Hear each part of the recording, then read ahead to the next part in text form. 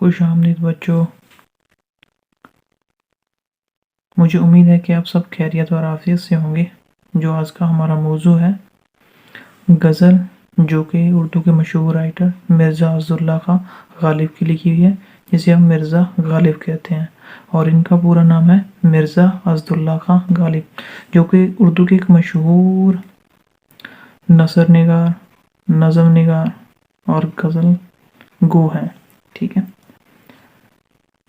ان کو اردو کا شنگ میل بھی کہا جاتا ہے. تو اس کے بارے میں آپ نے تھوڑا سا آپ کی کتاب میں دیا ہوا ہے، اس کے بارے میں تفصیل سے پڑھنا ہے.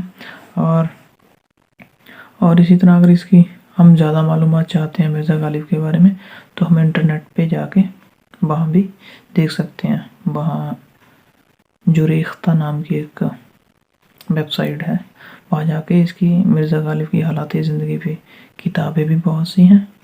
ٹھیک ہے، اور اس کے متعلق جو مشہور باتیں ہیں غالب کے متعلق، ان کے لطیفے، ان کے خطوط، ان کی غزلیں، ان کی نظمیں، ٹھیک ہے، وہ بھی ہم پڑھ سکتے ہیں. ٹھیک ہے، تو ہم آج کا جو ہمارا مین موضوع ہے وہ ہے ان کی لکھی ہوئی غزل. ٹھیک ہے، جس کا پہلا شعر ہے.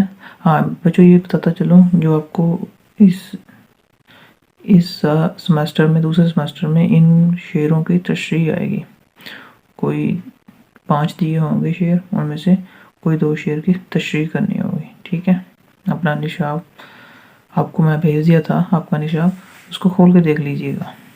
ٹھیک ہے، تو شروع کرتے ہیں. پہلا شعر ہے: کوئی امید پر نہیں آتی، کوئی صورت نظر نہیں آتی. ٹھیک ہے، تو اس کی تشریح میں آپ کو پیش کر رہا ہوں. ٹھیک ہے، اور اپنی اتار بھی لینا اور سمجھ بھی لینا. تو تشریح: غالب نے اس شعر میں مایوسی کا اظہار کیا ہے.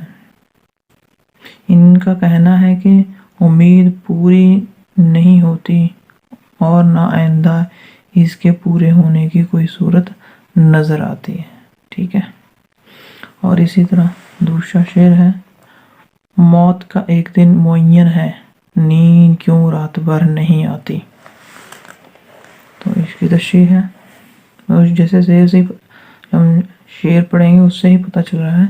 تو اس شعر میں شاعر صاحب فرماتے ہیں کہ میں جانتا ہوں کہ موت کا ایک دن مقرر ہے، یعنی ہر انسان کو ایک ہو جانا ہے. میں اپنے کیے اعمال کی طرف نظر ڈالتا ہوں تو مجھے رات بھر نیند نہیں آتی. شاعر کہتا ہے کہ مجھے فرماتا ہے کہ موت کا دن تو ایک دن مقرر ہے، یعنی ہر انسان کو ایک دن ختم ہونا ہے، مگر کہنا میری اعمال کچھ اس طرح نے میں جو دونوں دن نظر ڈالتا ہوں، جب میں اس پر نظر ڈالتا ہوں تو مجھے رات بھر نیند نہیں آتی. تو تیسرا شعر ہے: آگے آتی تھی حال دل پہ ہنسی، اب کسی بات پہ نہیں آتی. پہلے تو آتی تھی، اب نہیں آتی. ٹھیک ہے، یہ بھی شعر سے معلوم ہو رہا ہے.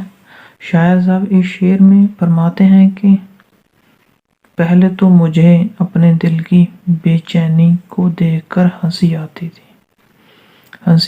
تھی، لیکن مسلسل غموں اور دکھوں نے تو میرا دل ہی مردہ کر دیا ہے، اور میری حالت یہ ہو گئی ہے کہ میں ہنسنا ہی بھول گیا ہوں. تو شاعر کہتا ہے کہ اس شعر میں شاعر صاحب اس شعر میں فرماتے ہیں کہ پہلے تو مجھے اپنے دل کی بے چینی کو دیکھ کر ہنسی آتی تھی، لیکن مسلسل غموں کو اور دکھوں نے تو میرا دل ہی توڑ دیا، مردہ کر دیا، اور میری حالت یہ ہو گئی ہے کہ میں ہنسنا ہی بھول گیا. ٹھیک ہے، اور اس کے بعد چوتھا شعر ہے کچھ ایسی ہی بات جو چپ ہوں، ورنہ کیا بات کر نہیں آتی. شاعر کہتا کوئی وجہ جیدے کر کے میں چپ ہوں. ٹھیک ہے، تو خود تشریح دے دیں. شاعر صاحب فرماتے ہیں کہ میری زبان کسی مصلحت یا کسی وجہ، یا انہوں کسی وجہ بھی لکھ سکتے ہیں، کسی مصلحت کے تحت، کسی وجہ کے تحت ہی بند ہے، ورنہ باتیں تو مجھے بھی بہت آتی ہیں. میں دل کی بات دل میں ہی رکھنا چاہتا ہوں کیونکہ میں نہیں چاہتا کہ میری وجہ سے کوئی ذلیل و رسوا ہو. ٹھیک ہے. آخری شعر ہے، اس میں شاعر نے اپنا نام بھی استعمال کیا. کعبے کس منہ سے جاؤ گے غالب، شرم تم کو مگر نہیں آتی. شاعر اپنے مخاطب کر کے کہتا ہے. ٹھیک ہے. کیا کہتا ہے؟ یہ شعر میں شاعر صاحب فرماتے ہیں، خود سے مخاطب ہو کر فرماتے ہیں کہ میں بہت گنہگار ہوں. میں کعبہ تو جانا چاہتا ہوں، مگر جب میں اپنے اعمال کی طرف نگاہ دوڑاتا ہوں تو مجھے بہت شرم محسوس ہوتی ہے. شرم ہوتی ہے یا شرم محسوس ہوتی ہے، اس لیے میں کعبہ جانے کی ہمت نہیں کر پاتا. ٹھیک ہے. شاعر ਇਹਦੇ ਵਿੱਚ ਆਪਣੀ ਕਾਬੇ ਨਾ ਜਾਣ ਦੀ ਪਰੇਸ਼ਾਨੀ ਨੂੰ ਪੇਸ਼ ਕਰਦਾ ਹੈ. ٹھیک ہے. یہ ہوگی تھوڑی غزل کی تشریح، نال نوٹ کریے گا بیٹا. ٹھیک ہے. اس سے آگے ہے مشق. اس کے معنی یاد کیجیے. امید بر نہ آنا، امید پوری نہ ہونا. امید بھر آنا، امید پوری نہ ہونا. صورت، تدبیر یا طریقہ. معین، طے شدہ. ਜਿਹੜੀ ਪਹਿਲਾਂ ਤੋਂ ਹੀ ਤੈਅ ਹੋਵੇ ਉਹਨੂੰ ਕਹਿੰਦੇ ਨੇ ਆਪਾਂ ਮੁਅੱਯਨ. ਵੀ ਹਾਂ ਵੀ ਤੁਹਾਡਾ ਕੰਮ ਮੁਅੱਯਨ ਕੀਤਾ ہے. مگر شاید. ٹھیک ہے. اور اس کے بعد دیکھتے ہیں اس کے سوال آتے ہیں کچھ جو میں آپ کے سامنے رکھوں گا. سوچیں اور بتائیں. ٹھیک ہے. تو پہلا جو سوچیں اور بتائیں، جو پہلا سوال ہے، کوئی صورت نظر نہیں آتی سے کیا مراد ہے. ٹھیک ہے. تو اس کا جواب ہے، اس کا جواب بھی لکھ لو، میں نوٹ کروا دیتا ہوں آپ کو. اس سے شاعر کی مراد ہے کہ میری حالت سدھرنے کی کوئی صورت نظر نہیں آتی.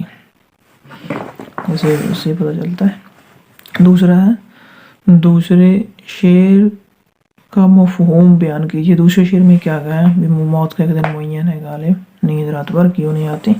تو اس کی ہم دیکھتے ہیں جواب. دوسرے کا جواب دیکھو. اس شعر کا مفہوم ہے کہ ہر انسان کی موت کا دن طے ہے، پھر بھی وہ انسان نہ جانے کیوں بے چین ہو جاتا ہے.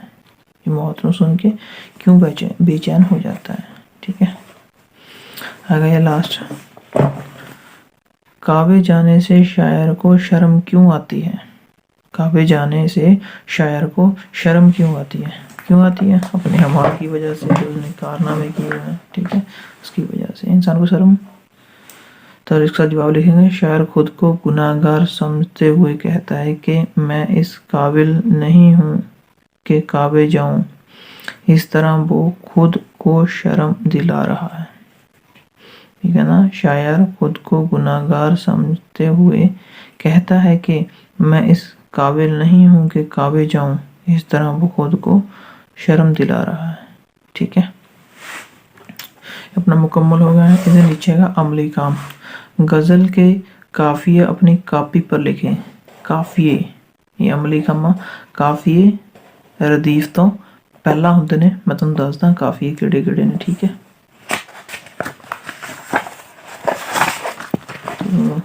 سارے نو پہلا ہے بر.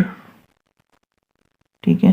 پھر اس کے بعد نظر، پھر اس کے بعد بھر، پھر پر، پھر کر، پھر مگر.